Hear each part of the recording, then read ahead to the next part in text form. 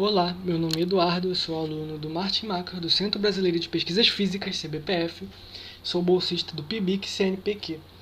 O título do meu trabalho é Seção de Choque de Formação de Arcos do Lenteamento Forte para Modelos Isotérmicos 2, Efeitos de Fonte Finita, no caso elíptico, para baixas elipticidades. Essa imagem bonita aqui é do aglomerado de galáxias Abell 370, e essas figuras distorcidas aqui são os chamados arcos gravitacionais. Eu vou falar um pouco do que são esses arcos gravitacionais, do modelo que a gente usou nesse trabalho e principalmente do que se trata essa quantidade chamada seção de choque e por que a gente quis calculá-la. Então, os arcos gravitacionais são efeitos do chamado regime forte do lenteamento gravitacional. São imagens altamente distorcidas e magnificadas de galáxias distantes, graças à deformação do espaço-tempo causada pela matéria de outras galáxias mais próximas.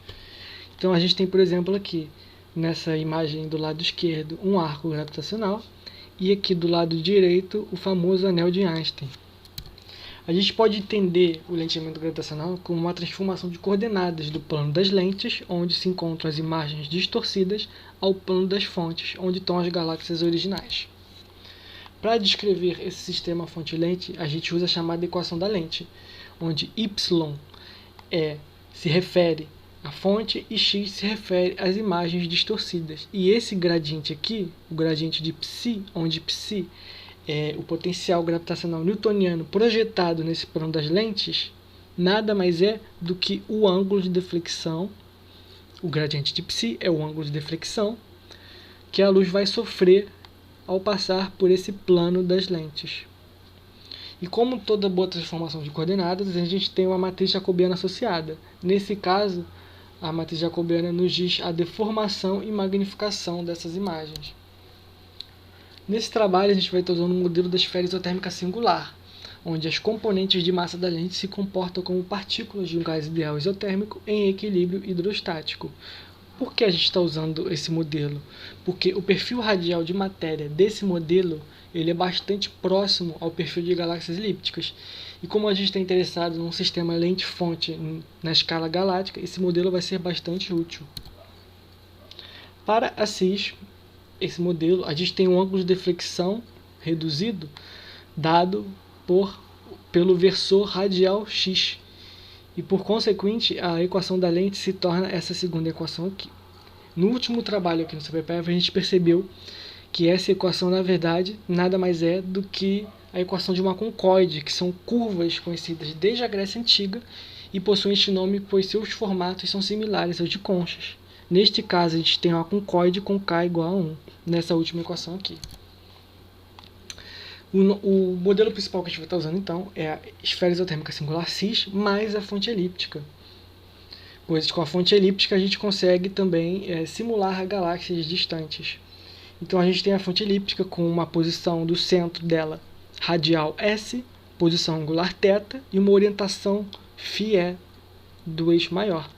Além disso, ela tem um tamanho R0 e tem uma elipticidade εs. Aqui nós temos um exemplo desse nosso modelo de arcos gravitacionais formados pelaquela equação da CIS, esfera isotérmica singular, mais fonte elíptica. Aqui a gente tem um exemplo do anel de Einstein, que é quando a fonte engloba a origem do sistema de coordenadas do plano da fonte. Então é basicamente esse modelo que a gente vai usar. E o que a gente quer é calcular a seção de choque desse modelo. A seção de choque é uma probabilidade, é a área no plano das fontes capaz de produzir imagens com alguma propriedade específica, como razão axial ou magnificação acima de um certo limite. A gente normalmente usa essa quantidade para obter o número de arcos e prever a quantidade de fontes na estatística de arcos gravitacionais, que é essencial na validação de modelos cosmológicos, pois assim a gente pode comparar o que é previsto pelo modelo e pelo observado, e a gente pode restringir os nossos modelos cosmológicos. Só que ela tem um problema. Ela requer extrema capacidade computacional, pois utiliza o método de reconstrução de imagens, que consiste em resolver numericamente a equação da lente para cada ponto da fonte. Só que para isso tem uma solução. Basta a gente encontrar soluções analíticas aproximadas, que elas vão auxiliar a gente nos cálculos numéricos, e a gente também vai conseguir obter uma grande compreensão e intuição desse problema. Nesse trabalho a gente vai estar usando a seção de choque de formação de arcos. Ela basicamente quantifica a eficiência de uma lente para produzir imagens com uma razão axial, o comprimento do arco sobre a largura do arco, acima de um valor mínimo RTH. No trabalho passado, a gente obteve a seção de choque de formação de arcos da CIS com fonte elíptica, só que para uma fonte elíptica infinitesimal. A gente obteve essa equação aqui para os arcos externo e interno, pois a CIS forma dois arcos, como a gente tinha visto. E agora nesse trabalho a gente quer completar isso e calcular a seção de choque para uma fonte finita, com uma fonte com um tamanho mensurável. Só que para isso a gente precisa calcular primeiro o comprimento e largura das imagens. E com isso a gente precisa também calcular os ângulos extremos de cada arco, os ângulos inicial e final de cada arco. E para isso, basicamente, a gente só precisa saber que a CIS é uma concoide, ou seja, ela é uma projeção radial a uma distância de k igual a 1 de si, uma projeção da fonte. Então, o único fator que determina esses ângulos extremos é a posição e a orientação da nossa fonte, como mostra essa imagem aqui embaixo. Então, baseado nisso, a gente tem duas classes. Cada uma dessas classes tem ângulos extremos diferentes. A gente tem, então, a posição da fonte, ela antes da formação de anel de Einstein, formando arcos, e sem tocar o eixo, e tocando em um ou dois pontos o eixo vertical. E a outra classe é essa aqui embaixo, onde a gente tem que a fonte elíptica não toque nenhum ponto do eixo vertical. Mas como a gente está interessado em pequenas elipticidades, e essas duas equações aqui embaixo, para pequenas elipticidades, elas são bem próximas, a gente pode então só considerar esse caso aqui, que a fonte elíptica não toca em nenhum ponto do eixo vertical. Então, usando essa classe que eu mencionei, a gente então precisa encontrar uma solução perturbada do comprimento dos arcos até segunda ordem da elipticidade, para conservar no final a segunda ordem da elipticidade na seção de choque, que a gente sabe, a partir do problema infinitesimal, que ela vai até a segunda ordem da elipticidade. Só que o problema é que a gente não tem solução analítica para o comprimento exato. Então, a solução para esse problema foi analisar aproximações do comprimento. A gente analisou 6 aproximações do comprimento, tais que para 4 destas a gente contou expansões em série de Taylor até segunda ordem da elipticidade. Todas essas definições, essas aproximações do comprimento, têm como base essa função aqui, que é a espinha dorsal do arco. Então, a gente tem o L2, que é a integral da espinha dorsal do arco desde o ângulo inicial φ até o ângulo final φ. E a gente também tem a integral L3, que é a integral exata do comprimento da espinha dorsal do arco, que é essa curva preta aqui.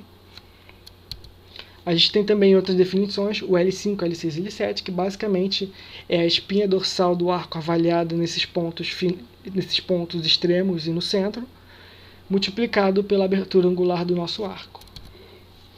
Aqui está a nossa comparação das nossas aproximações do comprimento com o comprimento exato, que é a linha contínua preta. E a gente pode ver aqui que essas aproximações, mesmo estando perturbadas da segunda ordem na elipticidade, a gente vê que elas têm erro relativo com o comprimento exato L3 de menos de 5% para elipticidades próximas de 0,5. Aqui outro exemplo de como essas soluções aproximadas são boas. E a gente pode ver também que a melhor solução é a verde. Essa verde pontilhada aqui, que é o comprimento L2. Então a gente vai estar usando nesse trabalho o comprimento L2, porque é uma boa aproximação. A gente tem um erro relativo com o comprimento exato L3 menor que 5% para elipticidades menores que 0,5. É essa função aqui, até segunda ordem da elipticidade, e a largura a gente calcula a largura no centro do arco, também expandido até segunda ordem da elipticidade. Então, com isso, a gente consegue calcular a seção de choque, só que a gente quer a seção de choque perturbada não só até segunda ordem da elipticidade, mas a gente quer principalmente considerar a primeira correção de fonte finita, a primeira correção em R0. Então, a gente calcula a razão axial, iguala ao RTH, que é o limite de deformação, resolve para S, a gente obtém esse STH e calcula pela definição da seção de choque, que é essa equação aqui. E com isso a gente consegue encontrar a seção de choque com a correção de fonte finita, que é o primeiro termo em R0, que é o R0 ao quadrado, e tudo até εs ao quadrado. Então a gente encontrou a seção de choque perturbada. Agora a gente precisa ver quanto ela é boa e também, principalmente, observacionalmente, é vantajoso a gente obter a seção de choque sem a orientação da fonte FIE, porque aqui a gente depende dessa orientação FIE. Então a gente faz uma média de 0 a π e a gente obtém essa expressão aqui, que é a expressão principal do nosso trabalho. Porque a gente tem que o termo de ordem zero em ês ao quadrado é o termo do caso circular. E esse caso circular ele já era previsto nesse artigo que eu menciono aqui, feito pelo nosso grupo do CBPF, pela Vanessa Pacheco. E além disso, como a gente tinha feito no último trabalho, a gente tinha achado para uma seção de choque para uma fonte elíptica infinitesimal, a gente quer comparar então esse termo aqui, infinitesimal, de segunda ordem na elipticidade, com o termo que a gente tinha encontrado. E a gente vê que esses termos são equivalentes para valores altos de RTH. Aqui está um gráfico da nossa solução perturbada. A nossa solução perturbada é a linha contínua, que é a que usa o comprimento L2. E a solução exata, que é a que usa o comprimento exato L3, é a tracejada. Isso tudo em função da deformação limite.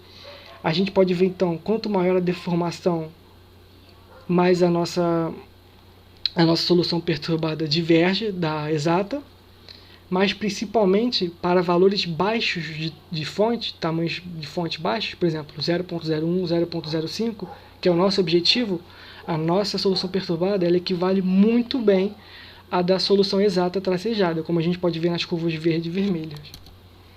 Aqui a gente tem outro gráfico em função da elipticidade, e a gente pode ver que, novamente, a nossa solução perturbada contínua ela é bem parecida dentro do nosso regime de baixas elipticidades e baixos tamanhos de fonte, comparados à exata. A gente pode ver aqui, ó, elipticidade 0.2. A nossa solução perturbada equivale bastante à tracejada. Então, como resultado, a gente foi capaz de obter aproximações inéditas do comprimento e largura dos arcos do modelo da CIS com fonte elíptica para pequenas elipticidades. A gente obteve expressão analítica original da seção de choque da CIS para cada arco para esse regime de tamanho e elipticidade pequenos, que eventualmente poderão ser usadas em estudos de estatística de arcos gravitacionais.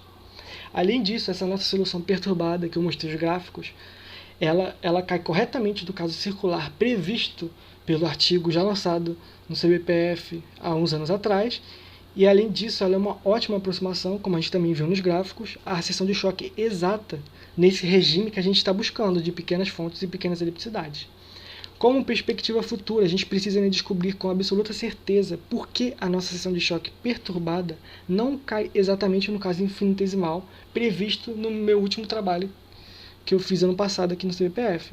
Porque, como eu falei, ela equivale à expressão que a gente obteve, mas para altos RTH. Mas não é exato. Então a gente precisa saber por que não é exato. A gente tem uma hipótese ainda de que é porque a gente está usando um comprimento aproximado L2. E o principal é que todos os resultados deste trabalho são originais e serão publicados em breve em uma revista científica internacional com revisão por pares. Aqui as referências e aqui as figuras. Muito obrigado. É isso.